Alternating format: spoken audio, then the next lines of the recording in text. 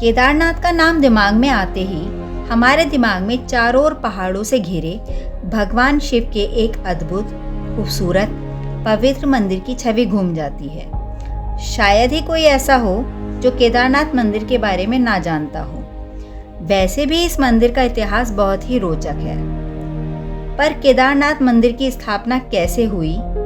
ये मंदिर इतना महत्वपूर्ण क्यों है?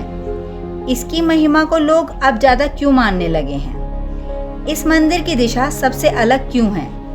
ऐसे ही न जाने कितने सवाल हैं जो हमारे दिमाग में घूमते हैं। इन्हीं सब सवालों के जवाब को जानने के लिए हमारी वीडियो को अंत तक ज़रूर देखें।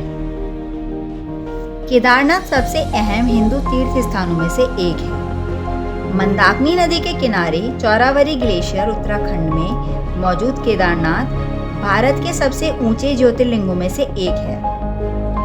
पौराणिक कथाओं के अनुसार केदारनाथ की कथा महाभारत के युग से शुरू होती है, जब पांडव कुरुक्षेत्र की लड़ाई में किए गए पापों का प्रायश्चित करने के लिए भगवान शिव को ढूंढने निकले।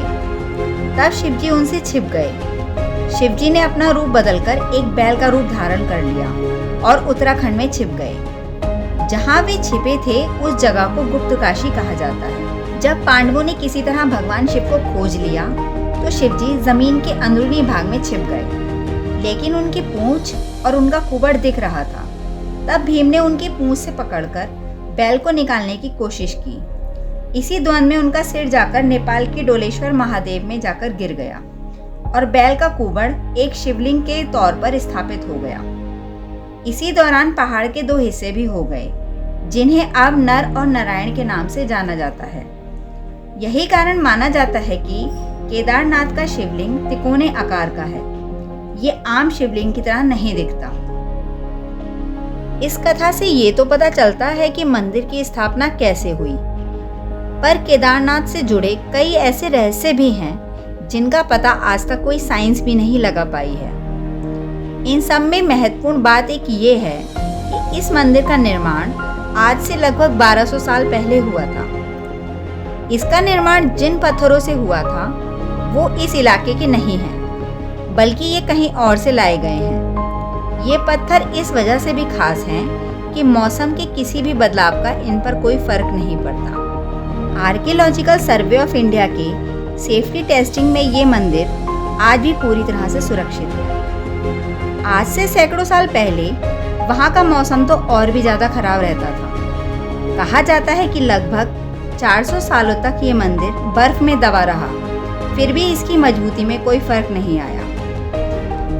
इन पत्थरों के बारे में एक अनोखी बात ये भी है कि यदि ये उस इलाके के आसपास के नहीं हैं, तो आज से 1200 साल पहले जब यातायात का कोई साधन मौजूद नहीं था, तब इन पत्थरों को वहां कैसे पहुंचाया गया होगा।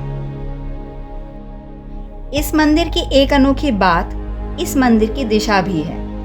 जहां हमारे सभी मंदिरों की दिशा पूर्व या पश्चिम में होती है, वहीं केदारनाथ एक अकेला ऐसा मंदिर है जिसका प्रवेश द्वार दक्षिण की ओर है। इसका प्रवेश द्वार दक्षिण में बनाने का निर्णय चाहे जिस वजह से भी लिया गया हो, पर 2013 में आई उस महाविनाशकारी बाढ़ से बचने में इस वजह की मुख्य भूमिका रही। मतलब ये कि यदि इस मंदिर का प्रवेश द्वार यदि पूर्व या पश्चिम में होता तो उस प्रलयंकारी बाढ़ में इस मंदिर का अस्तित्व ही खत्म हो गया होता।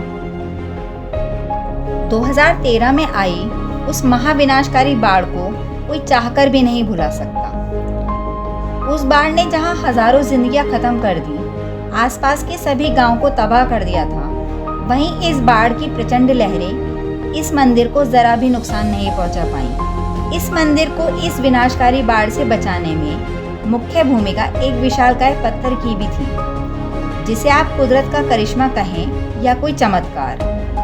दरअसल उस बाढ़ में लुढ़कता हुआ एक बड़ा सा पत्थर मंदिर की पिछली दीवार से लगभग 10 या 12 फीट दूर आकर रुक गया, जिससे बाढ़ के पानी का दबाव उस पत्थर से टकराकर कम हो गया। आश्चर्य की बात यह है कि इस पत्थर की चौड़ाई मंदिर की पिछली दीवार जितनी ही थी। इससे भी बड़ी आश्चर्य की बात यह है कि ये पत्थर इतनी दूर से लुढ़कता हुआ तो आया, पर मंदिर से टकराया नहीं, बल्कि उससे 10 या 12 फीट दूर पर ही रुक गया। जैसे इस पत्थर का उद्देश्य इस मंदिर को बचाना ही था। केदारनाथ में आई इस बाढ़ ने कई गांवों को पूरी तरह से तहस-नहस कर दिया। वहां जाने वाला पैदल मार्ग रामबाड़े का अस्तित्व भी खत्म हो गया था। इसके बाद सालों साल निर्माण कार्य चला। साल 2018 में ही ये रास्ता दोबारा तैयार हुआ। आंकड़ों के अनुसार इस तबाही के समय बचाव कार्य बहुत बड़े पैमाने पर चला, जिसमें सेना के 10,000 जवान और नेवी के गोताखोरों से लेकर एयरफोर्स के 45 विमान भी लगे। ये राहत कार्य लगभग 2 महीने तक चला, जिसमें लगभग 1,10,000 लोगों को सेना ने बचाया।